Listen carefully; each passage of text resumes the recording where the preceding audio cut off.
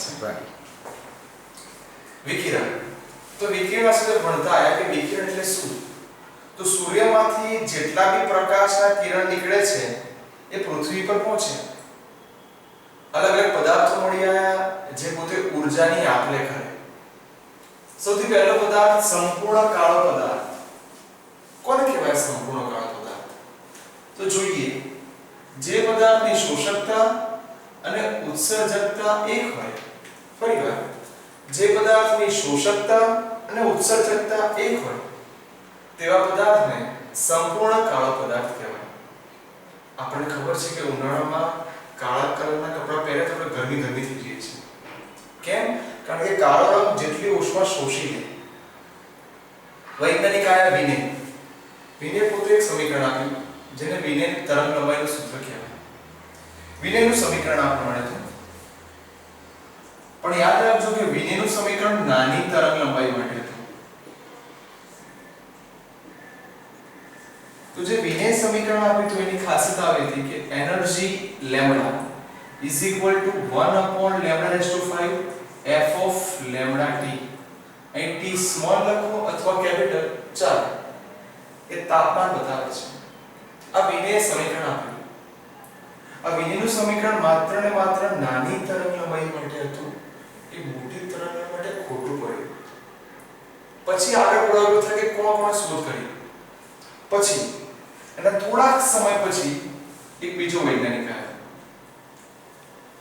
એને એક શબ્દ આપ્યો પારજાંબલી આફત. શબ્દ થોડુંક શીખવા જેવો છે. પારજાંબલી આફત. જેને સાચી ભાષામાં બોલું તો ઇંગ્લિશમાં કહેવાય અલ્ટ્રાવાયોલેટ કટસ્ટ્રોફી. કેમ? પારજાંબલી એટલે અલ્ટ્રાવાયોલેટ, કટસ્ટ્રોફી આફત. એનું સૂત્ર આ રીતે છે.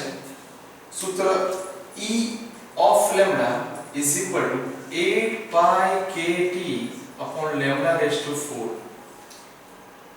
યાદ રાખજો કે આને જે સમીકરણ આપે ને ઇન્ટિગ્રેશન માં હતું અને એના પરથી એને એવું કીધું કે મોટી તરંગ લંબાઈ માટે આની ઊર્જા વધી ગઈ અને એ ઊર્જા એટલી બધી વધી ગઈ કે એના કારણે ઊર્જા ઉછળવા લાગી, ઉત્પન્ન વધી ગઈ એટલે આફત બની ગઈ. સાદી ભાષામાં કહું ને તો મોટી તરંગ માટે ઊર્જા અનંત બની જાય. આ બધા નિયમોની શોધખોળ ચાલુ હતી, ઊર્જા વિશે માહિતી મળી, પણ ક્યારેક કોઈને પ્રોપર આઈડિયા ના આવ્યો કે સર આ બધી ઊર્જા છે એનો કોઈ ઉપયોગ કરો અથવા ઉપયોગ કરીએ છીએ તો એને કઈ રીતે વહેંચી શકાય. જેમ જેમ સમય ગયા તેમ તેમ એક હવેથી ટોપિક ઇન્ટરેસ્ટિંગ બનતો ગયો. પહેલો વૈજ્ઞાનિક આવ્યો જેનું નામ હતું પ્લાન્ક, જેને પ્લાન્કનો અચળાંક કહેવાય. એને સૂત્ર આપ્યું E is equal to NHF. જોજો મિત્રો, E એટલે ઊર્જા એટલે એનર્જી, N નંબર સંખ્યા, H પ્લાન્ક અચળાંક. યાદ રાખો H ની વેલ્યુ 6.625 ગુણ્યા 10⁻34 જૂલ ઇન્ટુ સેકન્ડ. જ્યારે F એટલે ફ્રીક્વન્સી કહેવાય તો અહીંયા કેટલીક વાર આપણા દાખલા અથવા આપણા MCQ નું સોલ્યુશન પ્રમાણે સૂત્રમાં ચેન્જીસ થશે. એક નાનકડું સૂત્ર ઘણા બધા MCQ લાવશે. બીજું એ આપણે એને ઊર્જા આપીએ છીએ એટલે ઊર્જાનું ક્યાં તો સંપૂર્ણ શોષણ કરશે ક્યાં તો ઉત્સર્જન કરશે. આ વાત કરનાર વૈજ્ઞાનિક પ્લાન્ક. પ્લાન્કની વાતને સમર્થન મળતું ગયું એટલે એ લોકોએ આ લેમ્બડા અને f નું થોડું વિચાર્યું. એ લોકોએ શબ્દ આપ્યો વર્ક ફંક્શન. વર્ક ફંક્શનની સંજ્ઞા phi 0. વર્ક ફંક્શન એટલે શું? તો વર્ક ફંક્શનને hf0 બી કહેવાય અથવા hc/λ0 કહેવાય. આ f0 એટલે શું? તો f0 નો બોલે થ્રેશોલ્ડ આવૃત્તિ. આ શબ્દો યાદ રાખજો. થ્રેશોલ્ડ આવૃત્તિ. આવું સમજવાનું કે આ કોઈ પદાર્થ છે, આની પર બધી ઊર્જા અથડાઈ, તો શું આ બધી ઊર્જા ગુમાઈ જશે? આ ઊર્જા ક્યારે મેળવશે? તો આ અમુક હદ કરતા વધારે ઊર્જાનું શોષણ કરશે. જ્યારે બાકીની ઉત્સર્જિત કરશે. આ જે ફ્રીક્વન્સી નોટ કરીએ એને થ્રેશોલ્ડ આવૃત્તિ કહેવાય. વર્ક ફંક્શન એનો મીનિંગ આવો થાય કે આ વસ્તુ ત્યારે જ કામ કરે જ્યારે આની પાસે અમુક લઘુત્તમ કે તેનાથી વધારે ઊર્જા હોય. એટલે આવું કહેવાય આપેલી ધાતુમાંથી ઇલેક્ટ્રોન મુક્ત કરવા માટે, ફરીવાર આપેલી ધાતુમાંથી ઇલેક્ટ્રોન મુક્ત કરવા માટે આને આપવી પડતી ઊર્જા અમુક લઘુત્તમ કે તેનાથી વધારે. આ જે લઘુત્તમ કે તેનાથી વધારે છે એને ધાતુનું વર્ક ફંક્શન કહેવાય. શોધાઈ ગયું કે હવે ઇલેક્ટ્રોન ઉત્પન્ન થયા તો ઇલેક્ટ્રોનનું ઉત્સર્જન શબ્દ આવ્યો. તો ઇલેક્ટ્રોનનું ઉત્સર્જન ત્રણ રીતે થાય. એક પહેલું જેને આપણે કહીશું ઉષ્માજનિત ઉત્સર્જન, બીજું ફિલ્ડ જનિત ઉત્સર્જન અને ત્રીજું ફોટો ઇલેક્ટ્રિક અસર. આ ઉષ્માજનિત ઉત્સર્જનનું મીનિંગ શું? થોડું યાદ કરો તમે ટીવી જોતા આયા છો તો તમે જ્યારે ટીવીની સ્વિચ ચાલુ કરો છો એવું તરત દ્રશ્ય દેખાય છે? ના. આ તો અત્યારે એટલી સારી ટેકનોલોજીમાં છે એટલે આપણને આટલું ક્લિયર દેખાય છે. પહેલાના જમાનામાં શું ટીવી ચાલુ કરીને તમે બહાર આંટો માર્યો પછી ડિસ્પ્લે ચાલુ થઈ ગયો, હાર્ડ પિક્ચર આવ્યું. ઇસ્ત્રી તમે ઇસ્ત્રી ચાલુ કરી, સ્વિચ ચાલુ કરી, તરત તમે કામ નથી કરી શકતા, થોડીવાર ગરમ થવા દેવી પડે છે. એનો મતલબ કે એને અમુક ઉષ્મા મળશે પછી ચાલુ થશે. આપણે બલ્બની વાત કરીએ તો બલ્બની એક તાર હોય છે જેને ફિલામેન્ટ અથવા ટંગસ્ટન કહેવાય, અને તાર તૂટી જાય તો બલ્બ યસ બંધ થઈ જાય છે. આ જે ટંગસ્ટન છે કે ફિલામેન્ટ છે બધામાં ગરમ થાય એટલે ઊર્જા આપે છે. એ પોતે ઊર્જા ક્યારે આપે છે? ગરમ થાય એટલે એને ઉષ્માજનિત ઉત્સર્જન કહેવાય. ફિલ્ડ એટલે જગ્યા, ઓછી જગ્યામાં વધારે વોલ્ટેજ આપવું એટલે એને કહી શકાય 10⁸ વોલ્ટ પ્રતિ મીટર. જ્યારે સૌથી સ્માર્ટ અને લેટેસ્ટ ટેકનોલોજી જેને કહેવાય ફોટો ઇલેક્ટ્રિક અસર.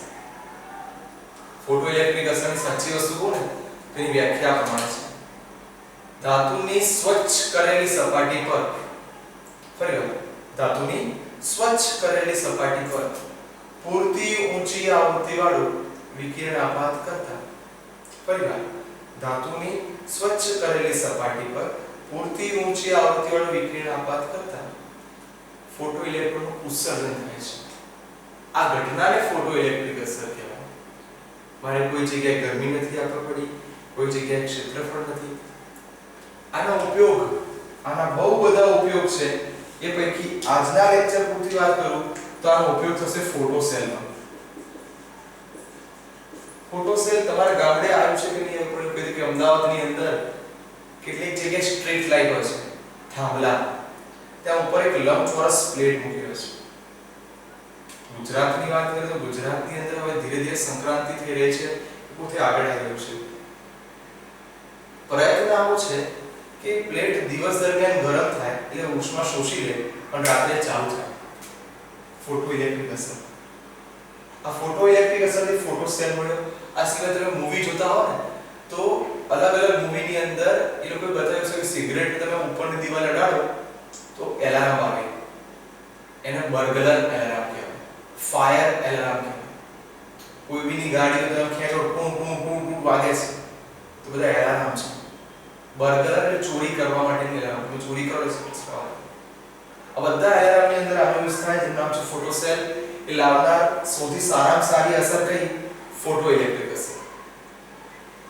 બધા સંતોષો મગજમાં આવી ગયા. મને પેલા ઊર્જા મળી ગઈ, વર્ક ફંક્શન શોધી કાઢ્યું, 3 પ્રકારનું ઉત્સર્જન થયું, 2-3 એમસીક્યુ મળ્યા. એવું કહું છું કે ઊર્જા જે ઉત્પન્ન થાય છે એ ઊર્જા માટે કોઈ સૂત્ર છે? હા. તમે એવું કહો છો કે તેને આપવી પડતી ઊર્જા, હું એટલે E લખું, એમાંથી વર્ક ફંક્શન જેટલી ઊર્જા વપરાઈ જાય અને બાકીની જે ઊર્જા મળે એ આપણને ગતિ ઊર્જા સ્વરૂપે મળે. એટલે મિત્રો યાદ રાખજો કે E એટલે શું? તો એને કહેવાય આપવી પડતી ઊર્જા. વર્ક ફંક્શન જે વપરાઈ જાય અને જ્યારે બાકીની ઊર્જા એ કયા સ્વરૂપે ઉત્પન્ન થશે? ગતિ ઊર્જા સ્વરૂપે. આના ઉપરથી એક મહાન વૈજ્ઞાનિક જેને લોકો આઇન્સ્ટાઈન કહે છે, એની બહુ અદ્ભુત શોધ હવે આપણે ભણીશું. એને આપણે કહી શકીએ છીએ આઇન્સ્ટાઈનની સમજૂતી.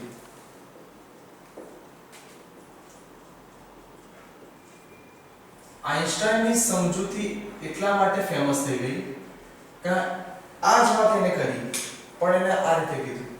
જો આપવી પડતી ઊર્જા hf, વર્ક ફંક્શન જેટલી ઊર્જા વપરાઈ જાય, બાકીની ઊર્જા mv² યાદ રાખો, આને ev0 કહેવાય. એટલે બાજુમાં તમને હેલ્પ માટે MCQ લખી દઉં છું. mv² ev0, જેને સ્ટોપિંગ પોટેન્શિયલ કહેવાય. ફરી half mv² ev0, જેને સ્ટોપિંગ પોટેન્શિયલ કહેવાય. સૂત્ર યાદ રાખજો, ગતિ ઊર્જા એટલે half mv² ev0. આપી પડતી ઊર્જા ev0, આ hf, આની જગ્યાએ આપણે hf0 લખીએ, h common f f0 ev0. માટે હવે જે લખાય છે એ આઇન્સ્ટાઈને આપેલું મહત્વનું સૂત્ર v0 h f f0. અને આ સૂત્રથી આપણે એક આલેખ બનાવીએ. આલેખ કોના વિરુદ્ધ કોનો આલેખ? તો v0 વિરુદ્ધ f નો આલેખ જ્યારે બનાવ્યો ત્યારે સુરેખ મળ્યો. પૂછાય એમસીક્યુ, કોના વિરુદ્ધ કોનો આલેખ? v0 વિરુદ્ધ f નો આલેખ કેવો મળ્યો? સુરેખ. માઈનસ કરીને કશું છે એટલે આલેખમાં કંઈક રહી જાય. આ જે ભાગ રહી જાય છે એને f0 અથવા અંતખંડ કહેવાય. સારી એન્ટ્રન્સ એક્ઝામની તૈયારી કરતા હોય તો આવા એમસીક્યુ પૂછાઈ ગયા છે કે v0 વિરુદ્ધ f નો આલેખ, એમાં અંતખંડ કેટલું? તો f0. બીજું તૈયારી કરી છે તો એક સ્માર્ટનેસ થી કરીએ એટલે આપણને ઢાળ મળે. તો ઢાળ કેટલો? તો સર h આની ઉપરથી ખબર પડે. તો હું જો સમીકરણની અંદર લખી કાઢું, આને ઢાળ કહેવાય, આને અંતખંડ કહેવાય. તો એક નાનકડો આલેખ એની ઉપરથી મને ક્લિયર થવા લાગ્યું. અને એટલું કીધું આઇન્સ્ટાઈને કે તમે ખરેખર જેટલા વોલ્ટેજ આપો છો એનું ઊર્જામાં રૂપાંતર થવા લાગ્યું, એટલે માહિતી થોડી સચોટ થતી ગઈ. આના ઉપરથી લોકોને એ ખબર પડી કે યસ સર કશું છે જેને આપણે કહીએ છીએ ખરેખર ફોટોન. આ ફોટોન એટલે શું? તો ચોપડીની ભાષામાં એવું કહું તો hf ઊર્જા ધરાવતું એક પેકેટ. મને ભારે શબ્દો ખબર નહીં પડતા, સિમ્પલ પાર્લેજીનું પેકેટ. એ પાર્લેજીનું પેકેટ વિચારો, એમાં જેટલા બી બિસ્કિટ છે ને એ બધા આપણા ઊર્જા સ્તર. એને આપણે રચના બનાવી કાઢી એટલે ફોટોન બની. તો એની અંદર ઊર્જા કેટલી? તો જો ચાર વસ્તુ બોલીશ, આ ચારેય વસ્તુ તમને જલ્દી આવડશે. એક, ફોટોનની ઊર્જા કેટલી? તો કે સર ઊર્જા hf. વેગમાન કેટલું? તો વેગમાન hf/c. દળ કેટલું? hf/c². મને ત્રણેય વસ્તુ આવડી ગઈ. ઊર્જા hf, વેગમાન hf/c, દળ hf/c². દરેકમાં જો c વડે ભાગ થાય શોર્ટકટ બની ગઈ. આ ફોટોન શું છે? તો ફોટોન દ્રવ્ય કણની જેમ વાસ્તવિક કણ છે.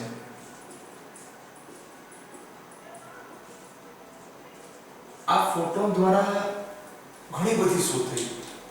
એવું કહી શકીએ કે ફોટોનના કારણે ઘણા બધા એમસીક્યુ બી સોલ્વ થવા લાગ્યા, ઘણી બધી માહિતી બી મળતી ગઈ.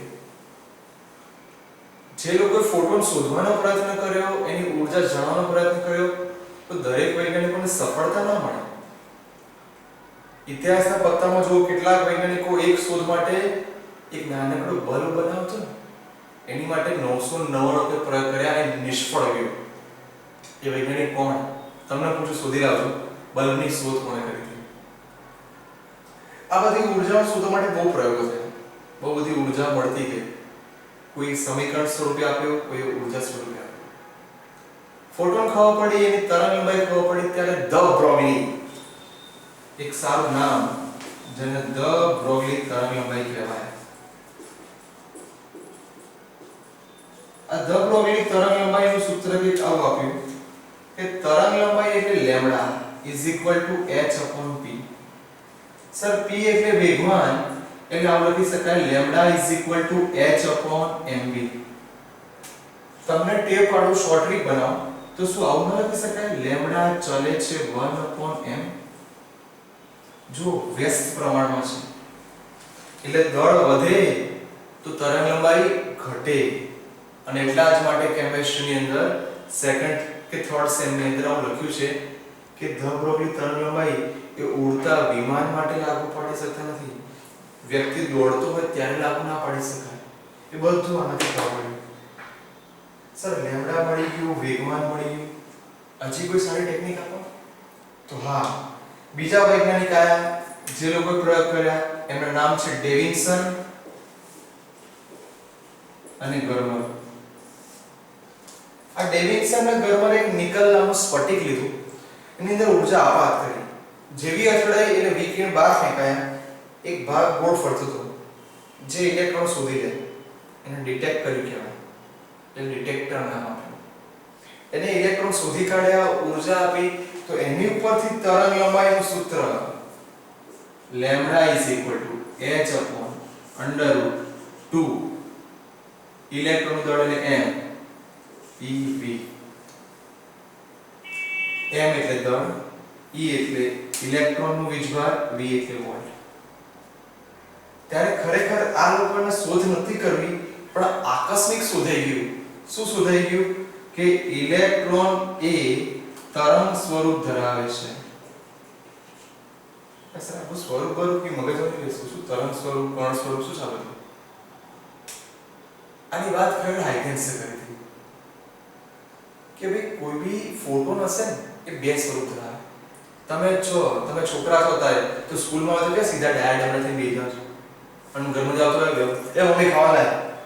બે સ્વરૂપ છે, એક દાદાગીરી છે, એક માસુમિયત છે. તો ફોટોનની અંદર પણ બે સ્વરૂપ જોવા મળે જેને ડ્યુઅલ કેરેક્ટર બી કહી શકાય. એક જેને કર્ણ સ્વરૂપ કહેવાય અને એક જેને તરંગ સ્વરૂપ કહેવાય. શું બંને સ્વરૂપ એક સાથે છે? ના, બંને સ્વરૂપ અલગ અલગ રીતે છે. એ બંને સ્વરૂપ જોઈએ એટલે આમાંથી તમને કોઈ MCQ દેખાય છે? હું આમાંથી શોર્ટ ટ્રીક બનાવું. લેમ્ડા ચાલે છે 1/√. આ ત્રણેયને વિચારો m e v. સર આ બધું શું છે? h ની વેલ્યુ આપણને આવડે.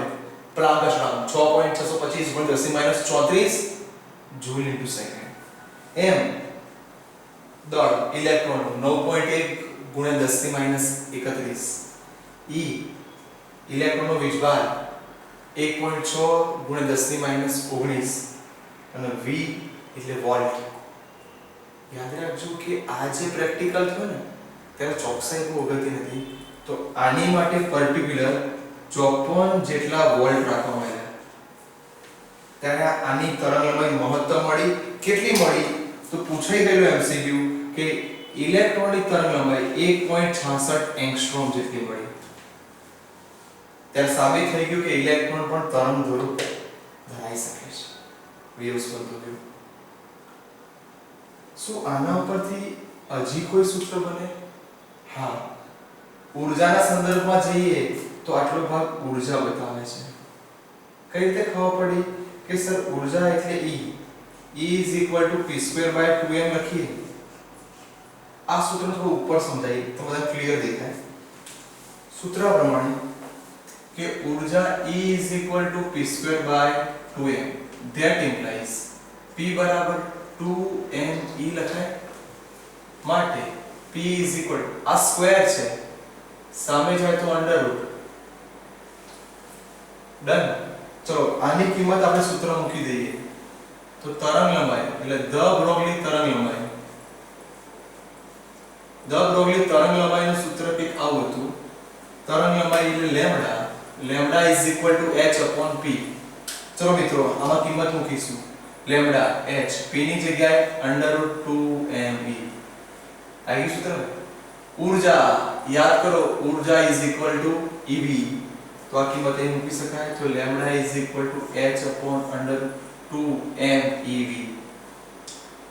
હજી પણ હાર્ડ એમસીક્યુ કાઢવા છે તો ઊર્જા અને તાપમાન જોડે સંબંધ વિચારીએ તો જુઓ ઊર્જા E = 3/2 kT અને ચોખવટ કરું તેને kV કહેવાય.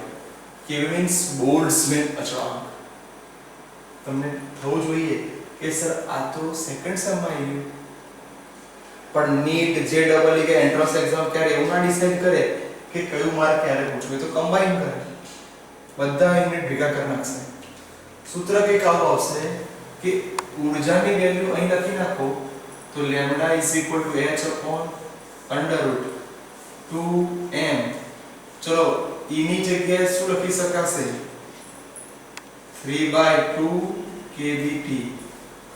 તો જોઈ શકો છો 2 કટ માટે અહીં સૂત્ર બન્યું λ = h/√2 કટ 3m kVT. તો તમે હું જે આ રેડ માર્કર થી કહીશ તમે ખાસ જોજો, તમે બહુ કામમાં આવશે. એક P અને ઊર્જા વચ્ચે સંબંધ તો લખી શકાય P ચાલે છે √E. મેં એક ટેકનિક બનાવી. ટેકનિક નંબર 2 તરંગ લંબાઈ અને ઊર્જા તો λ ચાલે છે √E. ત્રીજી શોર્ટ રીત આની અંદર, અને મિત્રો આ જે શોર્ટ રીત છે ને એમાંથી કોઈ પણ પ્રકાશન હોય, કોઈ પણ બુક હોય એમાં આવો ચેપ્ટરનો આ જ એમસીક્યુ પૂછવાય, પણ આટલી શોર્ટ રીત ક્યાં નહીં હોય. જુઓ λ ચાલે છે 1/√me. તમે માત્ર વોલ્ટેજ અચળ છે એવું આપણે ધારી દઈએ તો આ શોર્ટ રીત મળે. તમને એક્ઝામમાં આવો એમસીક્યુ તમને ક્વેરી બોક્સમાં મોકલ્યું છે, તમારે સોલ્વ કરી મને કહેવાનું કે સમાન ઊર્જા ધરાવતા પ્રોટોન અને ઇલેક્ટ્રોન, ફરીવાર પ્રોટોન અને ઇલેક્ટ્રોન બંનેની તરંગ લંબાઈનો ગુણોત્તર. બીજો એમસીક્યુ આવો છે પ્રોટોન અને આલ્ફા કણની તરંગ લંબાઈનો ગુણોત્તર. આ તમારા માટે સારામાં સારા એમસીક્યુ. ગુજરાત બોર્ડની વાત કરું તો ગુજરાત બોર્ડના લગભગ મોટા ભાગના પેપરની અંદર આ એમસીક્યુ જોવા મળે. એન્ટ્રન્સ એક્ઝામની વાત કરીએ તો PMT, AIEEE એની અંદર એમસીક્યુ જોવા મળે. બધા લાંબી રીતે કરે, પણ તમારી પાસે શોર્ટ રીત હું લઈને આવ્યો છું, ગણી શકાશે. એટલે તમને અહીં સૂત્ર મળી ગયું λ ચાલે છે એમ. એવું તાપમાન માટે બી તમને શોર્ટ રીત મળી કે λ ચાલે છે √T. આ જેટલી બી શોર્ટ ટેકનિક હું તમને આપું છું એ માત્ર ને માત્ર તમારા માટે છે કે જેનાથી તમારી એમસીક્યુ ની સ્પીડ વધી જાય. એટલે જ્યારે આખું બોર્ડ ભરાઈ જાય તો તમે એને હાઇલાઇટ ખાસ કરજો અને એક નોટમાં લખી દેજો, જેથી બહુ સરસ રીતે કામમાં આવશે. તમને યાદ આવ્યું મેં એવું કીધું કે આ બધી શોધના આધારે એવું ખબર પડી કે ઇલેક્ટ્રોન એ તરંગ સ્વરૂપ ધરાવે છે. તો બે પ્રકારના સ્વરૂપ હોય, કણ સ્વરૂપ અને તરંગ સ્વરૂપ. કોના દ્વારા ખબર પડી? તો આપણે એવું કહી દઈએ કે ધારો કે બે સ્વરૂપ અલગ અલગ વિચારીએ, એક કણ સ્વરૂપ અને બીજું તરંગ સ્વરૂપ. કે સર બંને સ્વરૂપને માહિતી આપવા માટે કોઈ ઘટના બની, કોઈ એવી પ્રક્રિયા એની અથવા એની કોઈ પ્રવૃત્તિ એવી? હા, કણ સ્વરૂપ છે ને બે રીતે ખબર પડી. એક ક્રોમ્પટન અસર અને બીજી ફોટો ઇલેક્ટ્રિક અસર.